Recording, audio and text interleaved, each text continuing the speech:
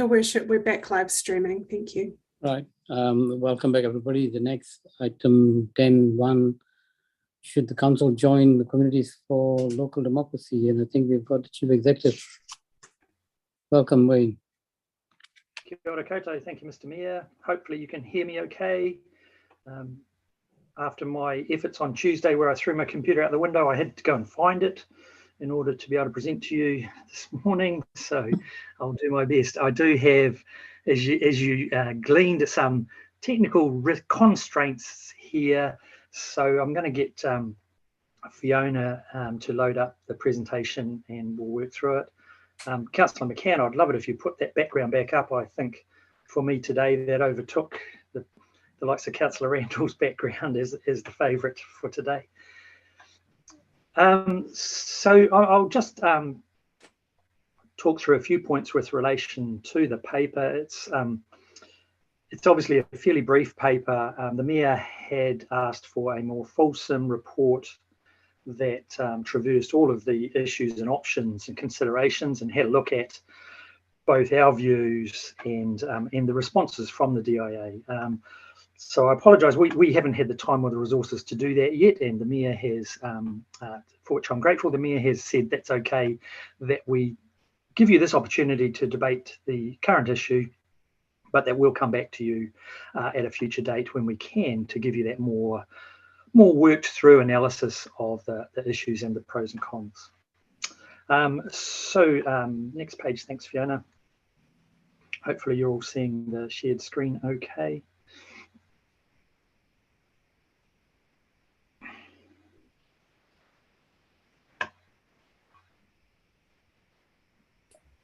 I'm just checking, can that be seen properly now? I'm certainly seeing it. Yep, I can see it. Great, thank you.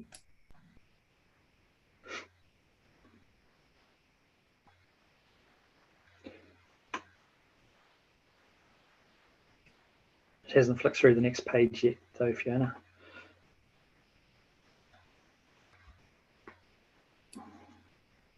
Apologies, is this the one that you're after at the moment? Yep, that's the correct prezzo. That'll do fine, just do it like that. So the real point of today's paper is not for us to get into the details of the debate about water reform, if that's okay. We could be here for a very, very long time. But really just the one issue at question is whether to join the group that is called the Communities for Local Democracy. The numbers are changing. Councils have been regularly and in recent times debating this issue. Currently, according to their data, there's 31 councils that have joined. And you can see that map there off their website that shows in a sort of tealy blue those councils that have joined this group. Next page, thanks Fiona. Yep. So I didn't do a comprehensive backgrounder to what's going on recently, but some of you will be following the media. In the most recent times, Whakatane joined a couple of weeks ago. Whanganui opposed the reform but have decided not to join Communities for Local Democracy. Dunedin did join, and some of you who followed the media will note that local iwi down there expressed their disappointment with that decision. So Dunedin actually backtracked on that decision very recently.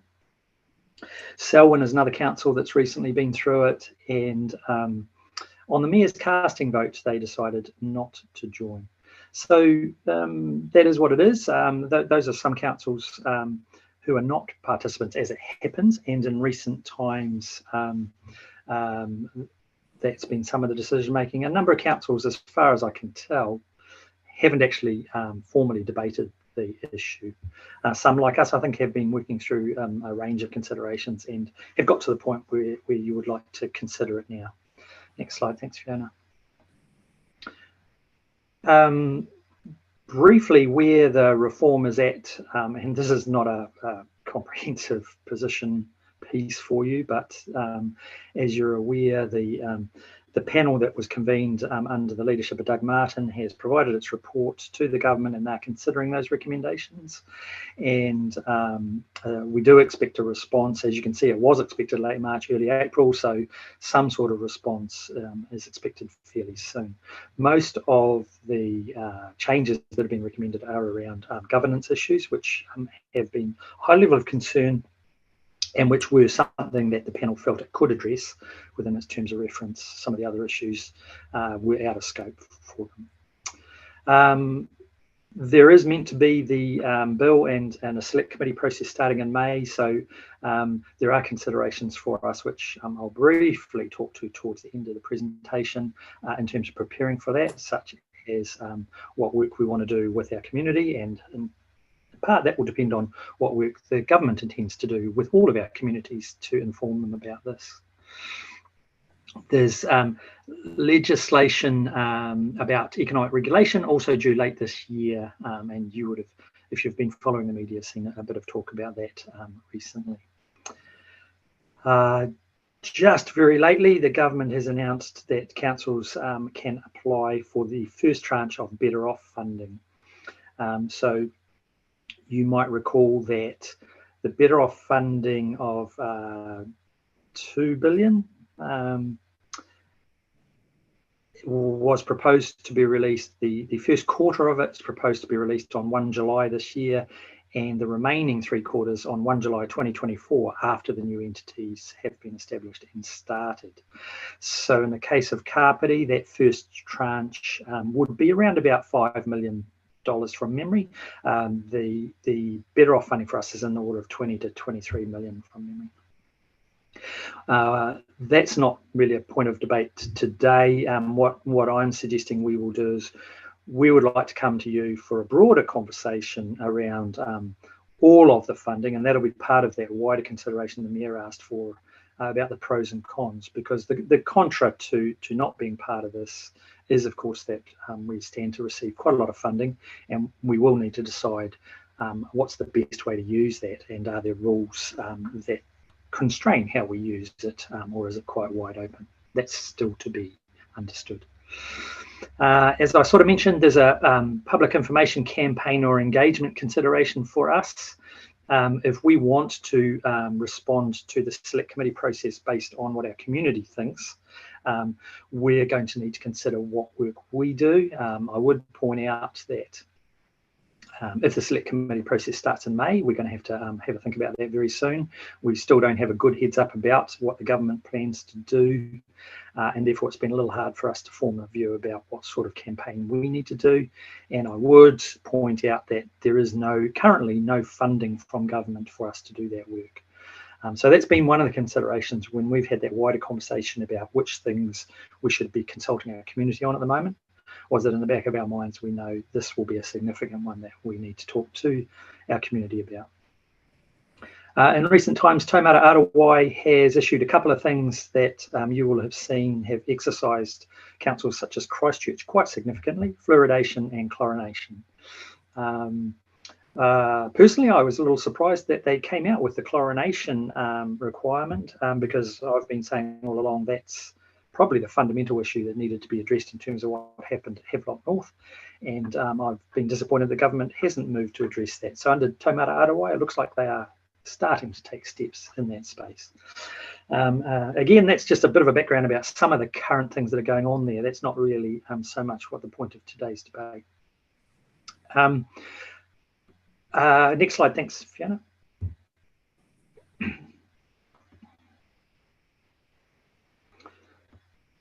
Some of council's considerations with regards to Three Water.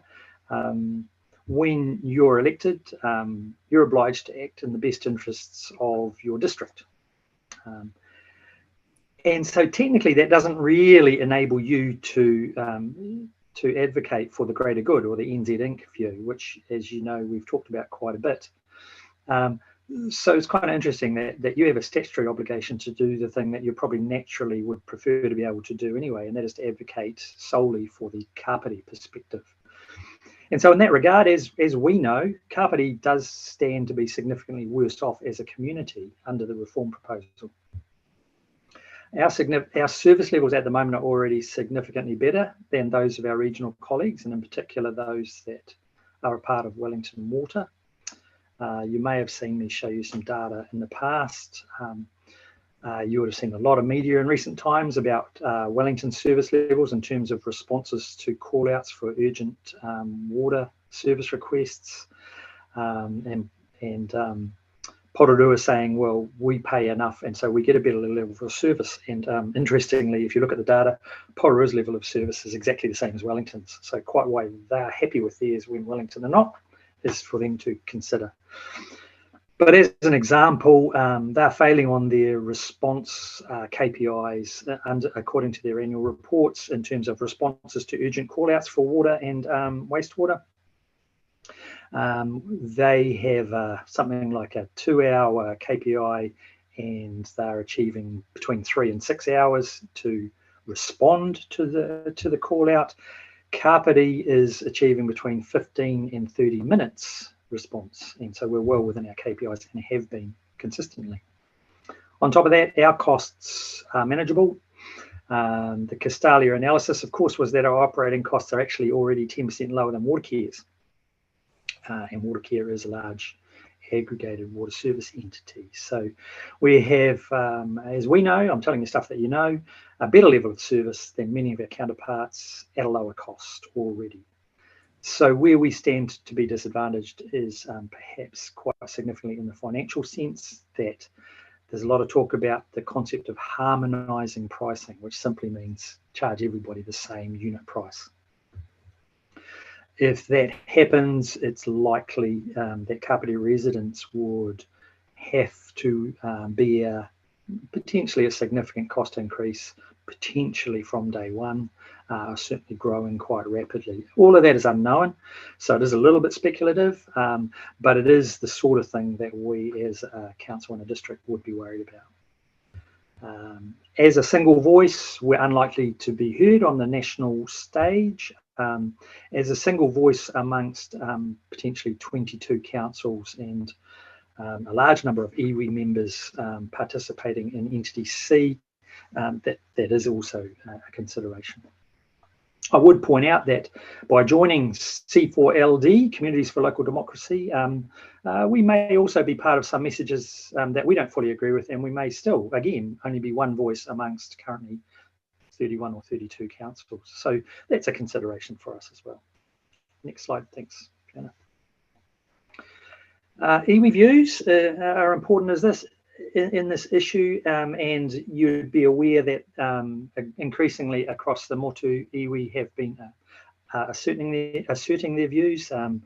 The second bullet point there, nationally, I would argue there's a hardening perspective being stated quite publicly, which is in favour of the reform proposals, and you've seen that play out this week and last week in Dunedin and Christchurch. So I've had to quickly try to initiate conversations with our iwi as part of this. This has been a bit of a rush job. They really haven't had a lot of time to consider their views that they'd like to feed into what we do. What I can tell you is that Ngā Hapu have said that broadly due to historical reasons, they probably are in favour of some form of reform to improve water, but that they would need some time to have to think about the issue and to respond. So it's fair to say they are quite happy to have a kōrero about it with us, and I do propose that no matter what you resolve today, that we as a council will need to sit down and speak with all three of our iwi partners about this, just to understand their views. Haven't yet asked Te Ariawa. What I can say is Dr. Baker has been involved in national level conversation about reform. So I don't want to put words in their words out of my mouth, but my guess would be that they're quite supportive of the water reform. However, as I say, it's not for me to say yet until I've got a formal view from them. Ngāti Toa do support the reform proposals. I've had some very interesting conversations with Helmut, the CEO there, robust and enjoyable conversations actually. So they do support the reforms, and he's been happy to state that therefore they wouldn't really support us as a council joining C4LD. that hasn't gone so far as to say that they would get really upset with us, and as a genuine partner would, I think they're happy to say, we just want you to know that we wouldn't support that. They haven't yet taken that any further.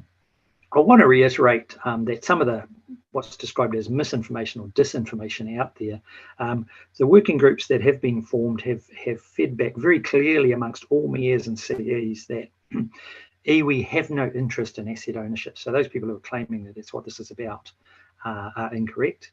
But iwi are very interested in co-governance of water and in the concept of te mana o te wai, and that shouldn't be a surprise to anyone. And those are their reasons for saying we as a country can do better. Next slide, thanks, Fiona. So in thinking through this proposal for council, I've just punted out a few questions for you to consider.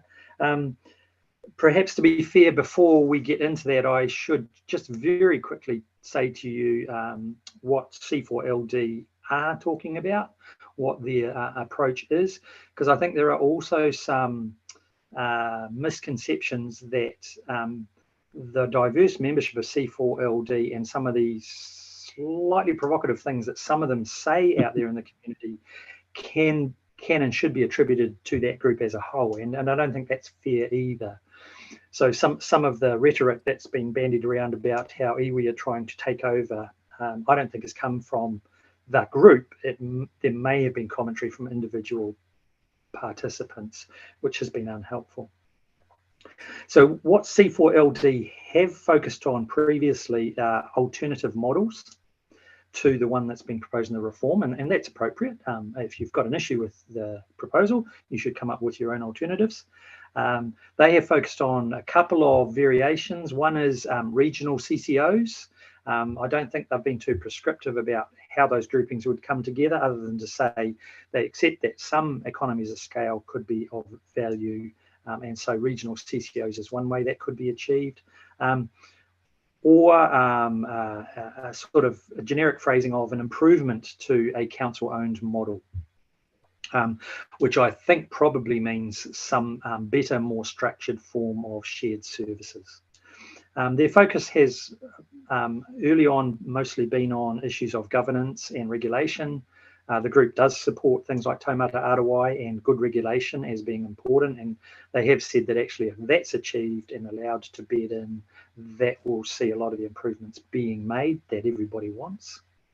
In recent times, they've used Castalia and other consultants, Yule Alexander, working with them, and they've come up with two parts to the proposal. One is the funding element being addressed through the equivalent of a FAR model, which is of course one we're familiar with through Waka Kotahi, where there's a percentage of funding that comes from government. That's been proposed many times throughout this process by councils as a really good way to solve the funding element. So this group is still proposing a FAR model as part of the solution. And the other thing they're proposing is what they're calling a water efficiency group. And it's probably no surprise because Jim Harland is the chief executive at Waimakariri now. He's previously been and I think still is the chair of what's called the Roading Efficiency Group, which is a collaboration between agencies and councils over roading regulation and information sharing. And so that group called the Roading Efficiency Group, REG, they've proposed a water equivalent, so we might call that WEG or WEDGE. And so that has some merit too in terms of sharing of best practice and ways to improve. So that's a little bit about what they're talking about and what their focus has been on in terms of promoting solutions forward to DIA and the government. But so back to the questions that I think you could ponder as you debate whether you wish to join. The reform program is quite advanced, even though it has slowed down slightly in recent times. So there is a question about what we can achieve by joining it now, and that's a genuine consideration for you. Is our story unique? Are in fact most councils in the state that the world are being told that they are in. I think if there's one thing I've learned through this process is it's not safe for us to talk about the situation of others unless we truly understand them, in the same way that I don't think it's fair for other people to make assumptions about us, as they are tending to do from a national narrative perspective. Is our story unique? Is it accurate? I hate to think that we might discover as we go forward that there are some issues that we weren't aware of. Now, Sean is here, and he and I can answer your questions, and I'm sure that we're not currently aware of anything that we would say would be a concern for Kāpiti, but we have to have an open mind to what will happen going forward. And then, of course, the important question is, if you join or don't join, what is it that we want to achieve here? Do we want to get our story elevated as the council that could, with a highly acclaimed strategic response to the issue of water? Do we want to influence what changes might be able to be made to the reform? Do we want to show our community that we are opposed to the reform? And that has been a real refrain from many councils, that we need to demonstrate that. Or do we simply want to try and get ourselves a better outcome from these reforms through any means possible for our district? We'll roll forward. Thanks, Fiona. As I mentioned at the beginning, so what else is going on? We will undertake a robust analysis of the pros and cons from our perspective, saying again that I can't speak for others really. We will recap our analysis and we'll update it with what the small tweaks have been to the proposal. We will go through the DIA response in detail and have a look at whether we need to give you any updates with regard to that. And we will give you what is the contra, what does it look like if we don't have water, what are the opportunities for this council, because that's also important and does probably feed into the future for local government considerations. I've said it twice now, we will need to come to you and get a decision about engagement with the community. We are concerned that this is the government's proposal and we can't own this proposal and front it, but what we have seen so far is pretty poor communication. And so all councils are aware that we are going to have to put out information to explain the proposals and what we like or don't like about it. We have to continue to respond to the government's information requests, and you're not really aware of just how much work we're having to go through, but it is significant. It's sucking up a lot of time of all councils, even as we're supposed to be doing more and building back better and all those other great things that we're expected to do in this COVID world. Internally, we have to set up a transition unit. We've been working on it, drawing resources internally, but I have said this before, we're probably going to need to set up a dedicated resource to this as it goes forward and as the requirements through transition are getting even more onerous for us. I think that's the end of the presentation, Fiona. If it is, if you can just stop sharing and we can just go to question and answer. Right. Just be aware that I don't want to be applying standing orders or be strict with this level of discussion. You just got to be a bit loose so that we can run and explore various things. So I'd like to start with a question to the Chief Executive. Given that what you've outlined, is there a rush to make a particular decision today? Let me frame that with something else, that we have to bear in mind whether the government is going to go ahead, or do you think they are open for any great change? We don't know at the moment their response to the working group's recommendations that they made. I just want to go back to the letter that I was written to given the direction from councillors, letter that I wrote to the minister on the 12th of November. And her response was, I just quote two things. I quote, irrespective of whether any single community, including the Kāpiti Coast district, does or does not currently face particular challenges in relation to the three water services, all communities will face significant investment requirements for the next 30 years. And then she goes on to say that only through taking a consistent approach nationally, the full benefits of reform are only achievable through a comprehensive approach. This was a reply in 20th December. And the actual Christmas card response that I memorized is this. The last concluding sentence really, she says this, I quote, "I am no longer prepared to let local politics get in the way of solving these issues." That is a very strong statement of intent. And in my mind, talking to other mayors and stuff like that, that hasn't changed. I think, and I know that the government is putting together a transition team of more than 150 people to start progressing this, and they're working at speed. So I think this is a fait accompli in terms of what's going to land. So bear that in mind, given that scenario, how do we manage this? The other issue is, of course, I heard Diane Dalzell yesterday on the news, and the fact that she had apologized in Naitaho because they had joined without informing the EV partnership. We haven't fully got a response from EV yet, because some indications, not formally. That's another issue that we need to consider. So I'm just saying that it's not necessary that we make a decision today, but this engagement should be seen as a public engagement. This is on a streamed meeting. The public knows this. We may want to issue a statement out of this. It's also possible. So I just want to keep it open. And the only engagement we really have had with the public was the very good 3-piece article that the chief executive has published to the Kāpiti News. So with that, the last point I want to make is, I know that elections coming up. I know that this will be an issue. There is some level of public dissatisfaction or with the reforms that have been mooted. As they say, that the assets have been taken away.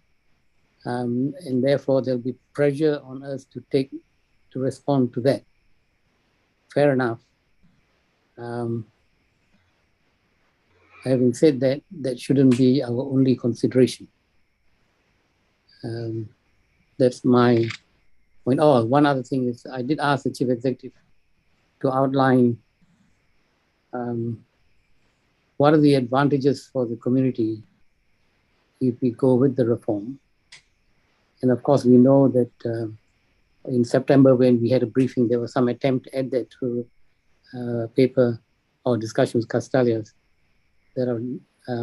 We will have a smaller council. You recall that every now and then, there'll be a couple of elected members at every annual plan rating process, long-term plan rating process, they will say, oh, we should cut down on staff. We've got too many staff. Well, hello, this will take something like 50 staff out.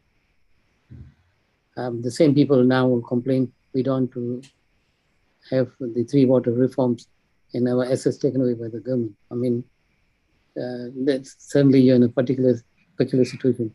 I know that the debt levels are going to go down quite a lot. There'll be improvement to debt and revenue ratio. Our liquidity condition will also be better. And we are going to get some level of payment out. Whether that's satisfactory or not, do the community understand this? Or are we just taking one point? At the end of the day, I'm opposed to this, but we need to be able to have a conversation with the community like from now on.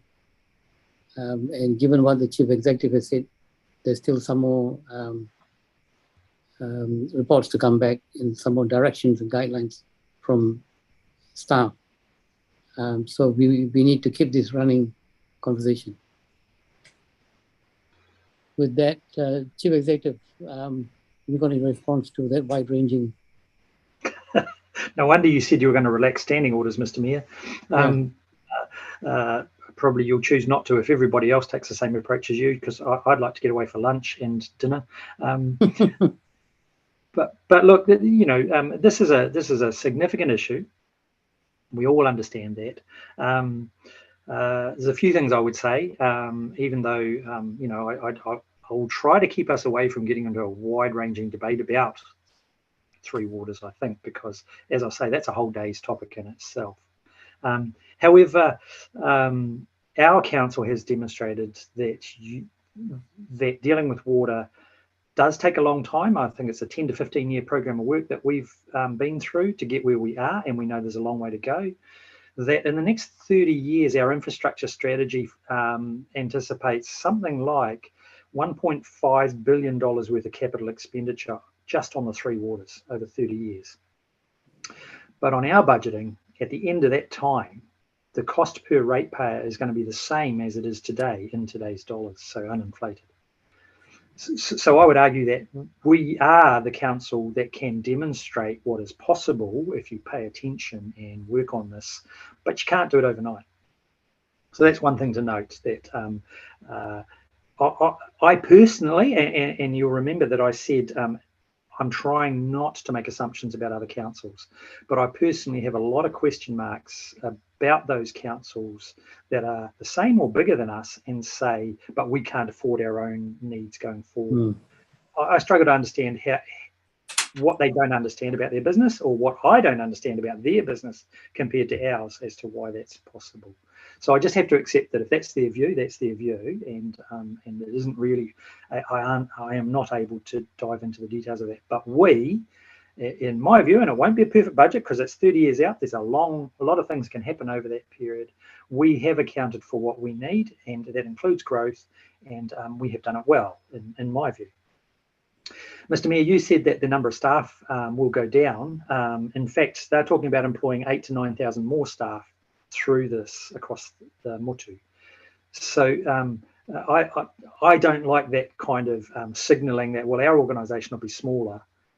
So that's got to be a good thing. I totally know where you're coming from with that comment, but the reality is that, that what the sector is identifying is there are going to be more people involved in this business, and so perhaps there's a question mark about whether that's necessary, or if you approach it the way we do, you could translate what we have done, which is a good level of service, as I've pointed out, using our own depot staff, for example, at a good price, in my view. However, these are all legitimate issues. The contra, as you've said, what could we do? What sort of organisation could we be if we were focused more on community well-being and less on infrastructure, which is the kind of the two ends of this spectrum, is a future debate. And look, by the way, Sean is here, and I'm sure he will jump in anywhere that he wants to if he wants to make some comments. I suppose one of the questions, the question for me is, is the government, am I right in thinking the response that I've got from the mayors is that this government is intent on pushing this through? Probably, Mr. Mayor. We're at an interesting time. There's been significant change. The appointing Heather Shotter to lead the transition unit is a pretty strong signal. If ever there was a driven person, I would say there's an example of that. However, I think the fact that they did slow down to revisit some of the things in the governance sense using Doug Martin is an interesting time and sign. If I was to put on a quasi-political hat, which of course I should not do, I would say that the government must be looking at its polling and wondering what decisions does it need to revisit if it wants to reverse some of its polling. However, I never said that. That's not my comment. But you guys may wish to comment on that. Right. Councillor McCann. Look, I hope everyone, let it never be said that I don't do occasionally what the CE has asked. I have resurrected my screen for him. One of the things I just want a little bit of clarification of what your thought is, Wayne, is regarding that Better Off funding. What implications would this decision have for that? Do you know? Have you got any ideas, any feelings? Is it something that's been talked about around the water cooler? Thank you. Yeah, I'm aware that some councils are worried that if they oppose things too strongly, the government will get all sulky and won't give them their money. I don't believe that's the case. No, it's not. I think everyone will be treated straight up. The only council that I've heard of that has said they are intending to decline that money is Whangarei. And that's their choice, not the government's. So, look, my opinion is healthy and robust disagreement could and should never equate to you don't get the money unless you play nice. And I don't believe that is the case. If I had any sense, I would let you know. I don't have any sense one way or the other. So my belief is the DIA will continue to treat this with a straight bat as a separate issue. The next one, which is giving you a different screen to give you a suggestion of what I'm thinking, is if we effectively say to the government that we don't want to be part of those reforms and join a breakaway group from LG and Z effectively, are we then likely to be outside the tent and unable to affect changes to what I perceive is probably going to come hell or high water, I suppose? My response to that is LG and Z hasn't really paid much attention to our view, and the working groups, it actually originally didn't include anyone from Wellington region, and now they include members of who are part of Wellington Water. The problem with that is they have no water expertise and they desperately need this to happen. So they have the opposite view, I would argue, to what Kāpiti probably does have. So I don't see this as being an issue one way or the other in that regard. I'm not sure how strong a voice we would be as part of C4LD either. I have relationships with the people that are involved, but as I do with the panel members and the working group members. I think there's another question for us in that regard in terms of getting our voice heard, and that is, does this council want us to jump up and down a lot more on our own behalf and talk a lot more about our own story? So we haven't really done that because we don't actually have time. But if this council felt that it wanted our story to be more loudly shouted from the rooftops, that's something we could look at, which is different to whether or not we join a group or not. I actually I get a little bit offended by people calling it a splinter group and the Rebel Alliance, even though it's fun to say so. I think it's a genuine opposing view that should be given credibility and allowed to speak its voice. You know, once you start labeling things like that, you know, it's getting a little bit like school playground stuff, isn't it?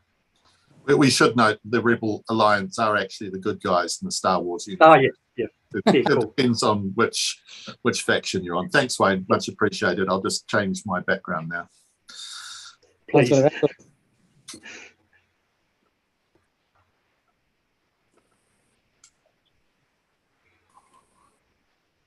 Councillor Bernie Randall.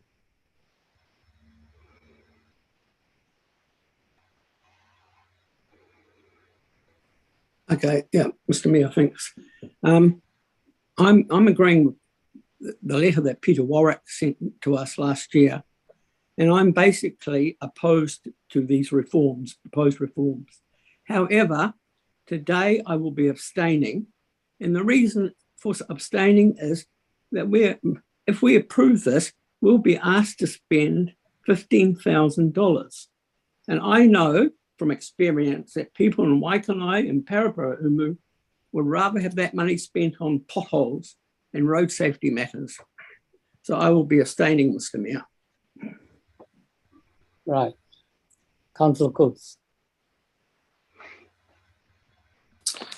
Wayne, just in a previous slide in your presentation, actually, before I start, thank you for your balanced presentation. I think given the discussion that's gone on, it has been quite balanced, showing both sides, and also in your comments just at the end there around C4LD.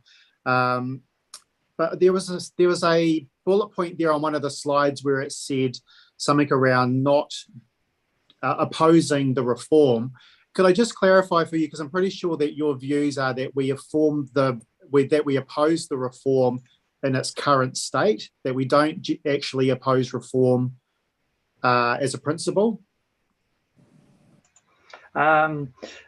Certainly my view would be, and my advice would be that taking a Kāpiti specific view, we would oppose the reforms because Kāpiti people, as far as I can see, will be worse off. So the reform in its current form, I would agree we would oppose. I probably don't use the word reform when I say I support change. I think what is often getting overlooked is some of the changes that would have resolved Havelock North are simple. They are things like mandating chlorination, and you've already seen Christchurch getting all up in arms about those sorts of changes. And unfortunately, that goes to the heart of the problem. People are saying quite, I'm going to be argumentative here, populist things reflecting the views of their community in spaces like that, and saying, I refuse to do the sorts of things that are acknowledged by all the experts as resolving the water quality issue using residual disinfectant that stays in the water. So that issue is one issue that has to be addressed. We have to change the way those decisions are made, and they're trying to do that by saying the Ministry of Health makes health decisions about things like fluoridation and Taumata Arawai about chlorination. The next point I would make is that the level of service that everyone expects is increasing, and that often gets lost sight of. What was acceptable 20 or 30 years ago when we all built our infrastructure, or 100 years ago, is no longer acceptable. Our environmental standards and our expectations of those are understandably much, much higher, but you can't change those things overnight. And so what concerns me a little bit is people are all saying, well, you're failing today, but that's an emotive word for a reality from 30 years ago that is different to the reality today. And I think everybody needs to take that time to be able to step up to the standards, even as we expect they'll probably continue to increase. So I acknowledge that change will be needed to be able to deal with those changes, to have the technical expertise and the funding to see those things happen. I don't like the proposals because I don't like the way they propose to fix them, which is to make ratepayers pay more, basically, to not use different funding models to do it, and to some mayors have already tested this and found themselves to be correct, that things we were told we had done badly, since Taumata Arawai has been established, nothing's changed. But now it's acceptable. It's acceptable that they're saying, I don't have that information, it's going to take me years to collect it. Well, that's exactly what we were saying. So things have to change, but I think people are using emotive arguments around the rationale for the change and who's right and who's wrong. And it shouldn't be about that. It should be about what standards do we want to get to, and what is the most cost-effective, least impactful, least detrimental way to get to that point. And I think that is getting lost in this debate. The government has decided that the Big Bang Theory is the answer. I don't like that answer. Thanks, Wayne. Look, at the start, you also said that the discussion today should be really about whether we join C4LD or not, rather than the reform itself, the general discussion or proposal. Another point in your slide there, we're actually on 2 slides, was around the public information campaign or engagement. And then the last slide had a decision about engagement with community.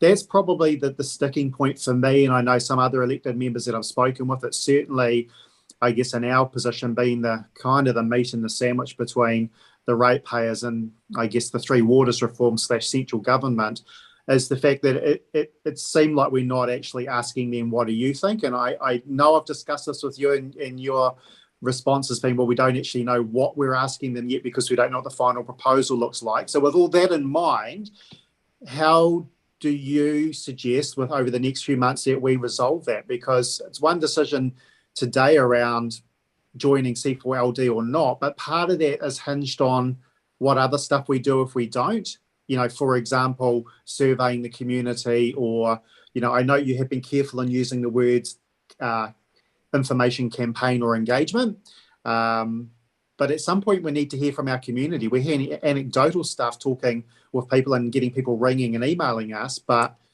you know, it's difficult to know what sort of mandate we have without going out wider. Yes, you're right, councillor. We all can tell that the bulk of our community don't like what they're hearing. We know that that's not the same as them being well informed about what this is about. I've seen the signs posted around the place on buildings and whatever, you know. All I can tell you is I attend probably 4 to 6 hours a week of meetings with CEs, webinars with mayors and other elected members, and discussions with DIA about all of this. And nobody has yet told us when there is an information campaign, what it will involve, and what the council's role can or should be. So every chief executive, whether you're for it or against it, is currently in the same position of not knowing what to be able to advise you that we should do to inform our community and to get their feedback. I do think that, you know, if we were to survey on anything at the moment, we just can't tell them enough in a simple enough way to get a reasoned response. We'll get an emotional response, you know, don't steal my water. And I'm not sure that that's going to help anybody. So I can't give you an answer about what it looks like yet, but I do think over the next 1 to 2 months, it's going to happen in a hurry. I think that our role will be to share information with our community and make clear that there is a select committee process that we would like them to engage in. So it isn't about sending submissions back to us. It will be trying to direct them to the places that the feedback should go. All right. Thank you, Wayne. I will ponder on that and see what other elected members have to say. Councillor Compton. Thank you. I guess through the Mayor, first a question, which is between the 2018 LTP and the 2021 LTP, we effectively had our capital expenditure on the three waters double. I guess my question is, how confident can we be around our forecasts over the next 20 years or 30 years in terms of what I guess the government's making their case over? I know we criticise the government's projections over that period, and I'm as sceptical as the next person about what they're claiming they'll be able to deliver. I think we all know that economies of scale never quite play out to the grandeur of what people claim they do. But I guess we've seen quite a lot of inflation in our own costs over the last 3 years, or the 3 years between those LTPs, and just actually in the last couple of years as well. So what level of confidence do we have around our ability to keep delivering services at the, I guess, a similar cost to what we're doing them now per ratepayer? Yeah, it's a very valid question, and sort of goes to the heart of it from a Kāpiti perspective, doesn't it? If I'm saying to you one of the biggest issues is the cost and what our residents are going to pay, then what confidence do we have that we understand those costs? I would give you a fairly stock standard answer, which is the further out you go, the less certainty you will have about those things. And that's more about the inflationary aspects. I think that one of the big drivers, and no doubt Sean can flesh this out and probably improve on it, one of the big drivers of the increase in costs was our changing view of growth and population in our district and when we were going to need things. And a related one is as we have costed up things like water treatment plants and wastewater treatment plants, which are really big cost items, partly for that growth, but partly because of the consenting timeframes that we're operating under. So I think that, yes, we've added more in, but the uncertainty mostly comes around the cost escalation factors. And gosh, anticipating COVID, anticipating government stimulus responses and the actual inflationary impact of that, none of us are going to be too smart at that stuff if it continues to be so uncertain in the next 20, 30 years. But I think Sean would probably like to comment. Thank you, Wayne. Yeah, the one area I think we are potentially looking at more costs is the wastewater treatment. And Paraparaumu, I know I've mentioned this a couple of times, the changing focus and the, Te Mana Atu Wai and the NPS, the freshwater quality standards that are now mandatory, are making it more and more difficult to discharge to, certainly to fresh water, which is what we have at Paraparaumu. That's pretty much a non-complying activity as you move forward. So, and we do have some funding in the current LTP for wastewater treatment plant upgrades, but I don't believe it's possibly going to be enough to meet or comply with those future standards over the next 10 to 15 years. And that one is an area where we do need to do some more work. And there is a paper coming back to council actually to talk about that shortly. But as Wayne's mentioned, those inflationary implications with water supply, the work we did with the 100-year strategy, I think, is also locks in some of the bigger financial risks around supply that we've secured. Stormwater again, the $250 million worth of upgrade work that we again have looked at, and the infrastructure strategy, I think, also puts us in a good place there, and that funding is in the LTP. So it really is going to be those freshwater quality standards, the FITUA process, and what that might mean in terms of stormwater treatment.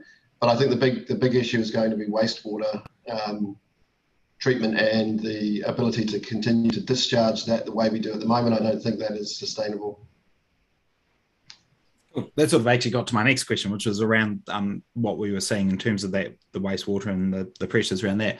As my final question, I guess it's related to this, not necessarily the communities to local democracy, but I guess the broader water reform. Obviously, our council has invested a lot in doing things to give us options in terms of future supply, and I'm thinking in particular here, the land that was purchased for the dam.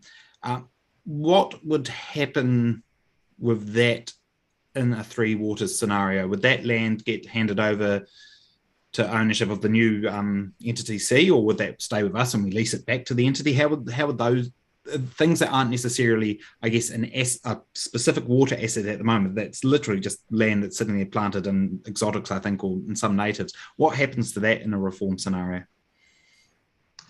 So I can talk to the land. The land for the dam has actually been designated for that purpose.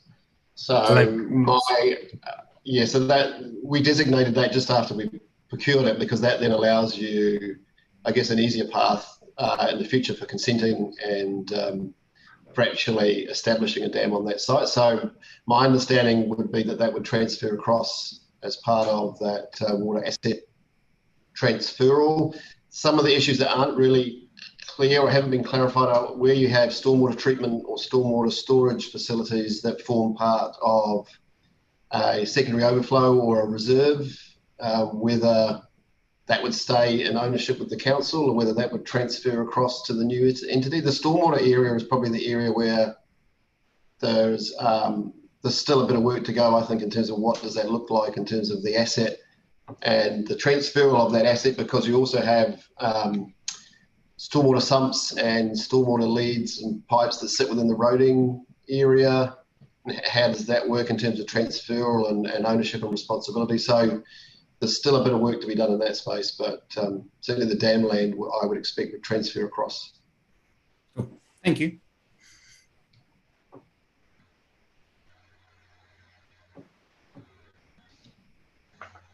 I think he said Councillor Halliday, but he's muted and he didn't realise. Your hearing's better than mine there, Wayne.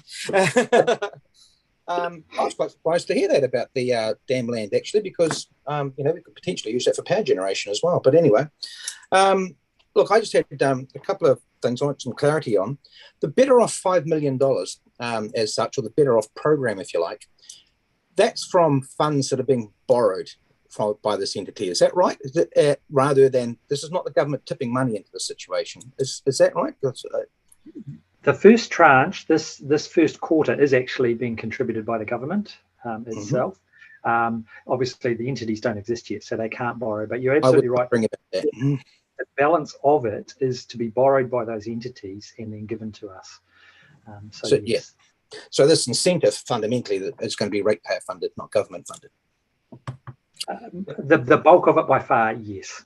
Yeah, no, that's pretty much all about what I thought. I guess the reality around this is that there's some talk here about the council might be leaner, it might be this, it might be that, but at the end of the day, it's about the end consumer. The cost is not going to change for them, regardless of who they're paying. Their rates are fundamentally going to go up from where they are at the moment, and we're not going to have any control over that. Is that correct? That's correct. Think of it more like your power bill, I would say. Yeah. And no, except the power bill's not going to come from council. These bills won't come from us either. Oh, won't they? Okay, that's good to know. No. So councils have been adamant that there is no way we're going to be like we currently add Greater Wellington rates to our own. We have been adamant that we will not be involved in it. So that is the expectation, that we will not be sending those bills out. That's really good to know. And the other one was, of course, we have done our job properly, barring any unforeseen circumstances that, as you said, might pop up. So I think it'd be fair to assume that any future investment, or certainly the first little bit of investment, we're going to be at the bottom of the heap with regards to, should we say, other areas are going to be upgraded before us, and we'll be sort of footing the bill for that cost too by the shared arrangement. Would that be right? That's the concern that is expressed consistently. How can we be sure that we simply won't have our level of service eroded to meet an entity average? So that's why I referred you to Wellington Water's levels of service for our neighbours. Yep. And at the same time, our costs are going up towards the overall cost of running the entities and the services they're providing across that entity region. So it's not certain, but the pessimistic view for us is we'll be worse off both ways. Yes. Yeah. And as you said, the key word there is not certain, really, isn't it? Because we don't really know at all. Because they are, if I may, Councillor, they are trying to respond to that in some ways by saying there are a couple of things they can put in place. One is the economic regulator to look at the price to make sure that's reasonable and fair. There are suggestions of sub-regional groupings who are able to put in the equivalent of a letter of expectations each rather than one for the whole entity. So there are things that they have recognised that need addressing. The question will be whether those mechanisms deliver anything of value for us. Yeah, and of course the proof will be in the pudding, which is a wee way off in the future as well. And you know, again, that comes back to our job being really looking after Kāpiti Inc. In its position, and it's a government's job to look after New Zealand Inc. Okay, thanks. I don't know if we're going to get a chance to sort of say our point of view as such, but that was just the questions I wanted to ask. Thank you. I do think the letter you sent in to the committee last year was bang on the money with regards to our position, and you know, my view in supporting that hasn't changed at all. Councillor Bravano. Thank you, everyone. It's been a really interesting conversation, and thank you, Wayne, for your presentation. I just wanted to follow up on a comment that Sean made about the dam and that its current designation, because it's been designated as a dam, it will be transferred across. So my question is, is there any way that we can protect any of those assets so that if this water reform bill does go through, that we can protect some of those assets and not actually lose them?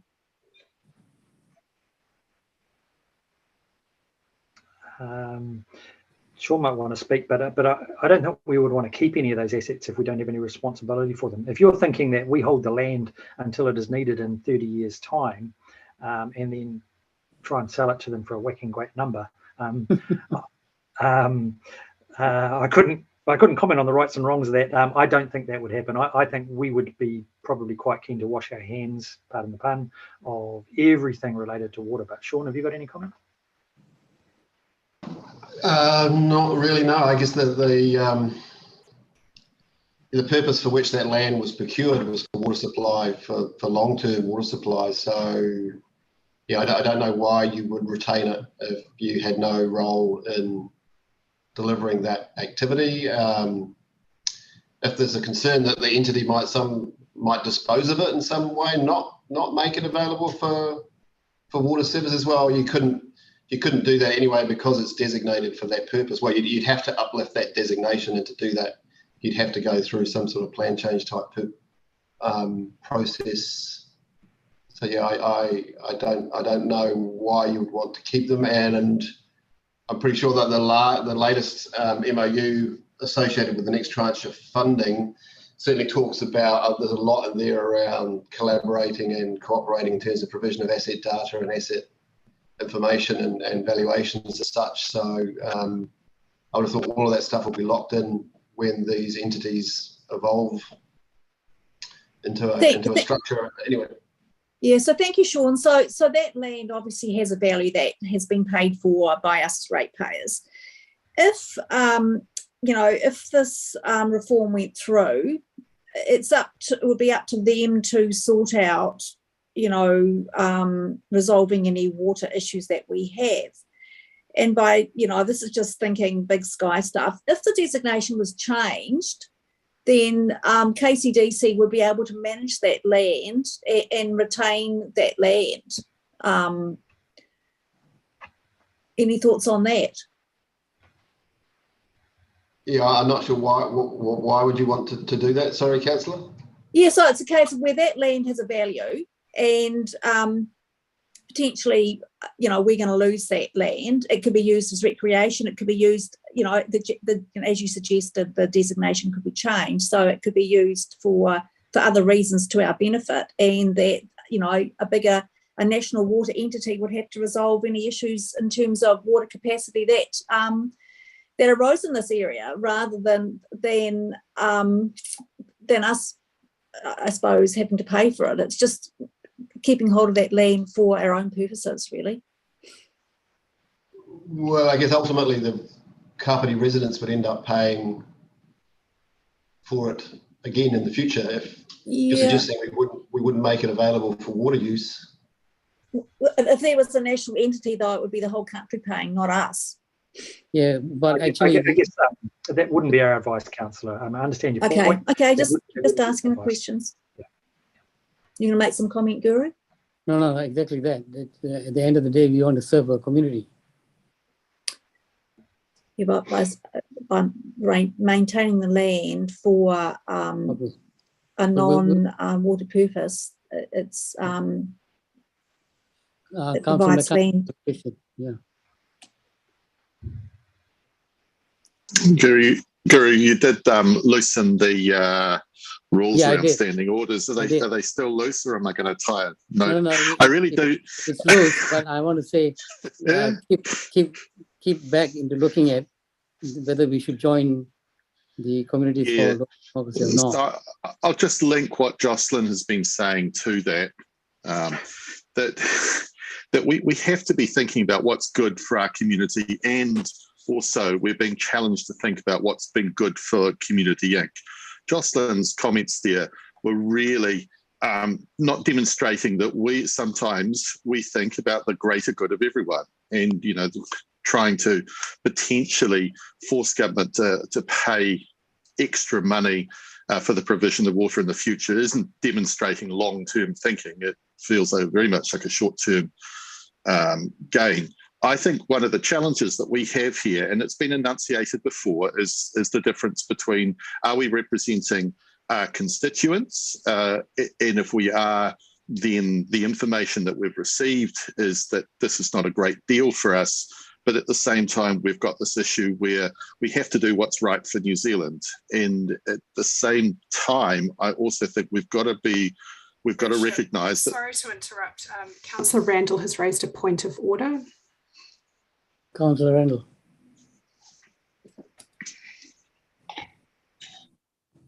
Yeah, Mr. Mayor, 25.2 C.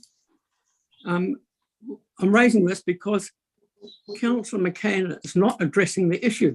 He's launched the indirect attack on Councillor Pravanov, and that should not be encouraged, Mr. Mayor. We should be addressing the resolution and not attacking ourselves. I take a point, but I don't think he was attacking her. He was responding to an issue she raised. Okay. I'm happy to let that lie, Mr. Mayor. I think the next question is really, how do we differentiate between what's good for New Zealand, what's good for our council, and whether we're able to find some position that enunciates both, because there's a clear problem with the government's the manner in which they've gone about this change is to try and say it will benefit everyone. It's clear from some of the reporting that we've seen, the analysis, that it's not going to benefit Kāpiti ratepayers. But is that the only concern that we should have? Thank you. Councillor Holbrook, thank you.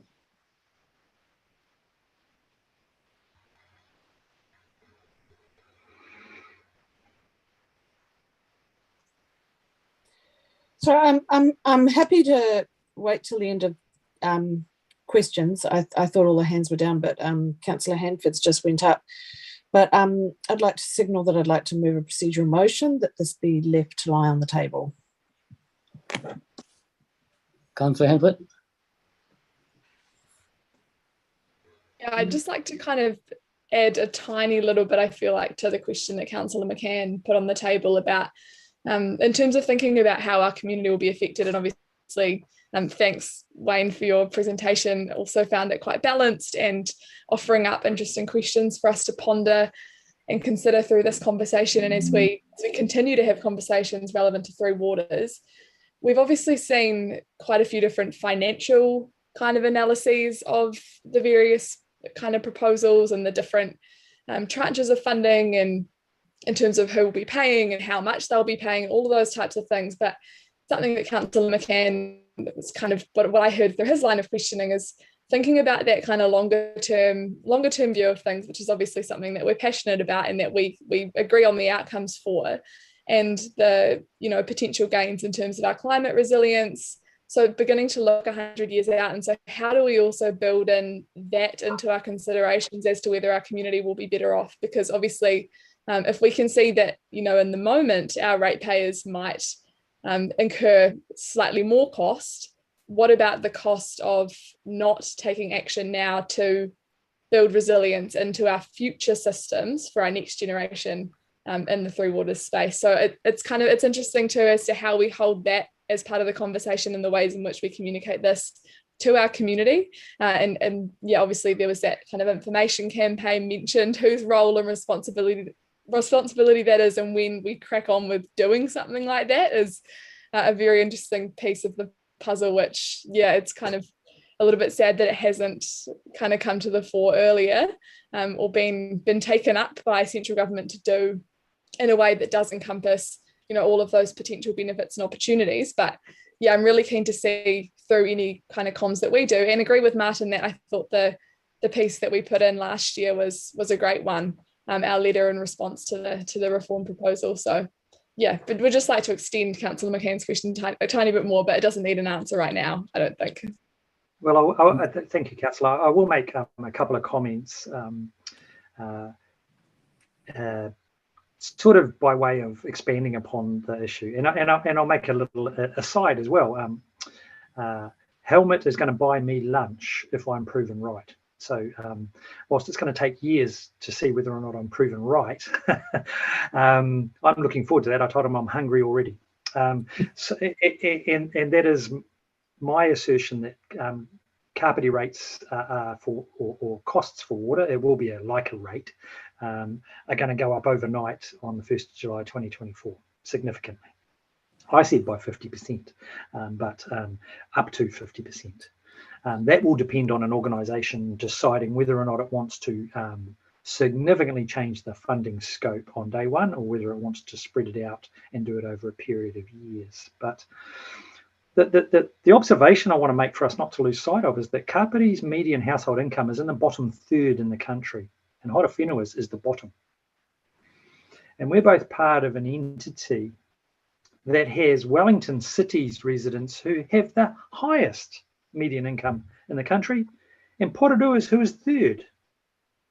And yet people don't think Porirua is a wealthy district. So we're 47th or something, Porirua is third, and they would like us to pay for their infrastructure solutions. That's one of the things that I have quite a lot of issue with. They do pay very high rates per household because they have 58,000, 60,000 residents and 18,000 houses. We have the same number of residents and 25,000 houses. So it's spread over more ratepayers, basically. But by the same token, it's more affordable in Porirua simply because their median household income is so high. So my concern is that we currently pay something a bit over $1,000 per ratepayer, I think, for the Three Waters. My concern is if we stop charging $1,000 on the 1st of July 2024 and the new entity charges $1,500 on the 1st of July 2024, it is our ratepayers who are worse off. Right. Martin, then after that, I'm going to go to Holbrook and wind this one up. I just wanted to point something out that perhaps ought to be clarified on. But I'm under the impression we've actually already agreed not to be involved in this, hence why we sent the letter last year. We weren't happy with the proposal that was put forward. So to me, it's not necessarily a question of whether we do or don't support it. It's whether it's really going to be what we do about it. There's some very interesting points. I think the most important one I think that Wayne came up with was, do we stand together with the other council or do we stand alone?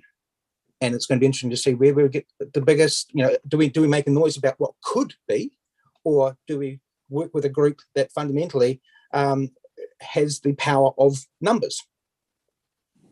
Just some food for choice there, because it's getting to the stage now that perhaps we could make some noise on our own. But whether at the moment, I know my views, government's been pretty disingenuous through this process. So whether or not they've already made up their mind, I don't know. Really, the only way that we're going to get any sort of bargaining position, shall I say, is going to be by group effort rather than single effort. We've already tried single effort. But it's just, I just wanted to put that out there as well. Councillor Holbrook. Yeah, thank you. So I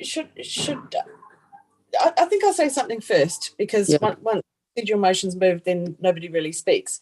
So I'm listening to the conversation today, and there's a lot of questions and a lot of answers, and it's not clear where everybody's kind of sitting at the moment, though it seems we all have these significant concerns, particularly from a Kāpiti perspective, about the costs that are going to be incurred on our community as opposed to other communities. What we're meant to be discussing today is whether to join this group. Now, we're kind of a bit stuck between a rock and a hard place, because we don't necessarily kind of agree with what the group says or doesn't say. We haven't come to a very solid position as a group. We have heard from Ngā Hapu o Ōtaki that they want more time. We haven't engaged with our community, and we've just been told that there's a whole lot more information coming our way.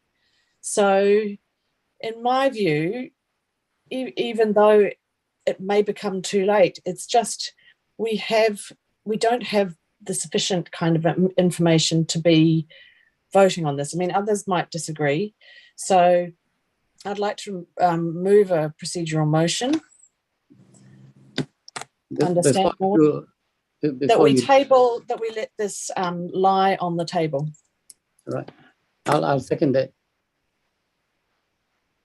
Angela Butler, you want to say something? Mr. Mayor, you can't actually have debate on it. I think Councillor Buswell was also willing to second. That was my. So you can't have debate. You actually just have to put the vote. Right. No. Is that your right of intro?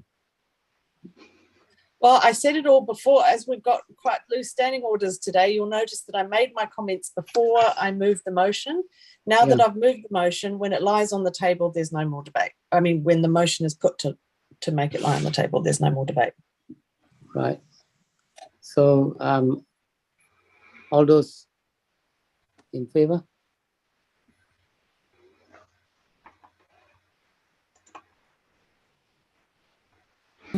Your Worship, we have 5 votes in favour, 6 votes against. 4 votes in favour and 6 votes against. Left the motion lying on the table. Oh, everybody's changing. Are we done now? I have 6 votes in. 6 votes in favour and 5 votes against. So it's carried. So I declare it carried. Can I have another resolution? Can we put out a statement? Councillor Halliday has his hand up, Your Worship. Councillor Halliday. I just wanted to check. Councillor Randall had said he was going to abstain from the vote. He's obviously changed his mind. But I just wanted to check whether how that all worked. I think that was abstain from voting on joining. I think that's different from voting on the procedural motion. Okay. Yeah. Fine. Okay, look, I think we should be able to continue this in the public sphere. We should put out a statement on this. Your Worship, sorry to interrupt you again. Councillor Elliott has asked for a division. So if that is the case, can I have everybody to re-vote so that we can call that, please? But make sure your re-vote is exactly what you voted for.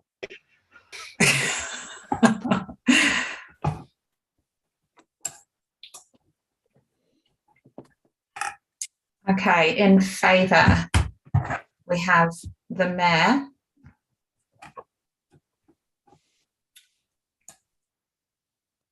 Councillor Holborough, Councillor Randall,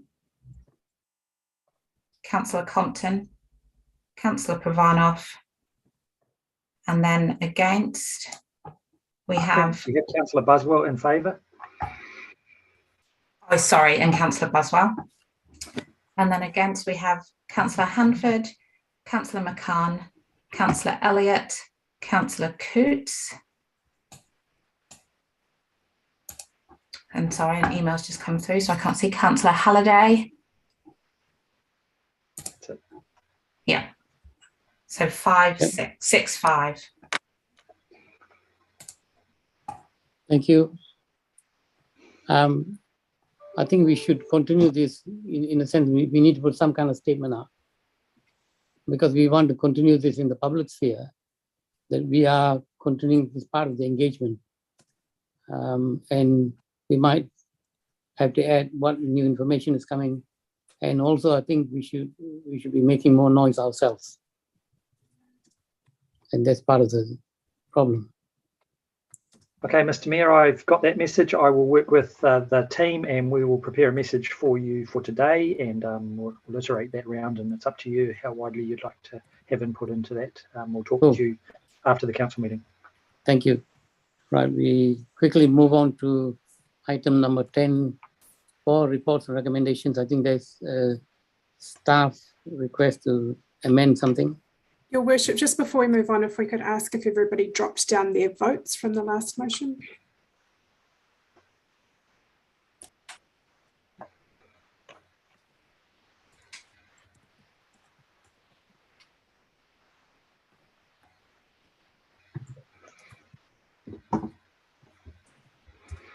Item 10.4. Thank you, Your Worship. I'll speak to this paper today. So look, this report covers reports and recommendations from councils, committees and community boards. In particular, Strategy and Ops, Te Whakamanenga o Kāpiti, with the Waikanae Community Board and Otaki Community Board in meetings in March. We largely take this report as read, but noting one minor error in the report, which is set out in paragraph 6 and 7 and the recommendation section. So this error is the wording of the Waikanae Community Board recommendation relating to the Wainamu Lagoon Focus Group in the terms of reference. So the wording, I apologise, the wording is not correct. It was due to an administrative error within the team, and with the staff members supporting this particular community board on leave, we're not able to propose the correct wording today. So what we propose is that we amend the recommendations and ask council to receive this reports and recommendations from standing committees and community boards with the removal of paragraph 6 and 7 from the report. Again, apologies for this process error, and we will be looking at that part of the process just to make sure that this doesn't happen again. Thank you. So with that amendment, would somebody like to move recommendations A and B?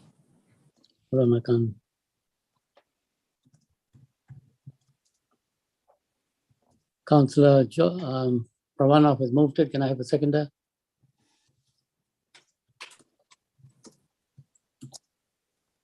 Okay. Your Worship, I'm not sure that Councillor Provanov was moving it. Well, she's the vote councillor. So. I think she's wanting to make. Thank you, Mr. Mayor. So I'm looking at the online version, and so we're moving recommendation A and B. So we've just heard that recommendation A has been taken off the agenda, so we can't actually include A. If that is correct.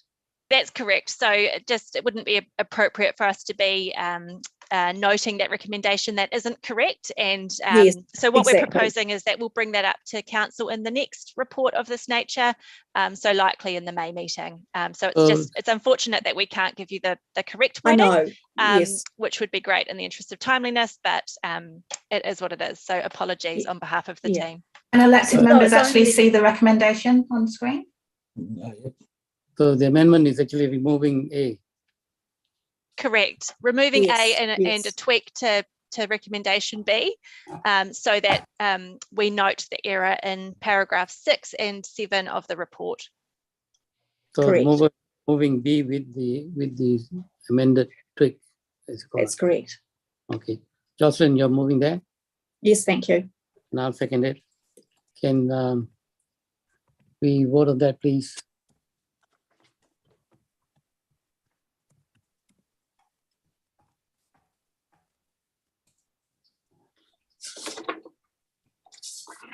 That carried.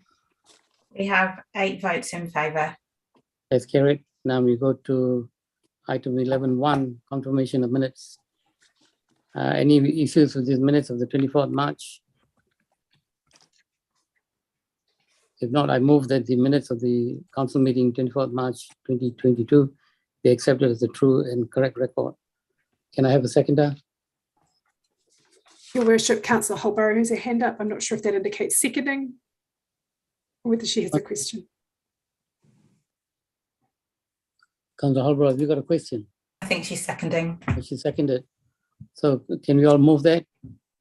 Please vote on it.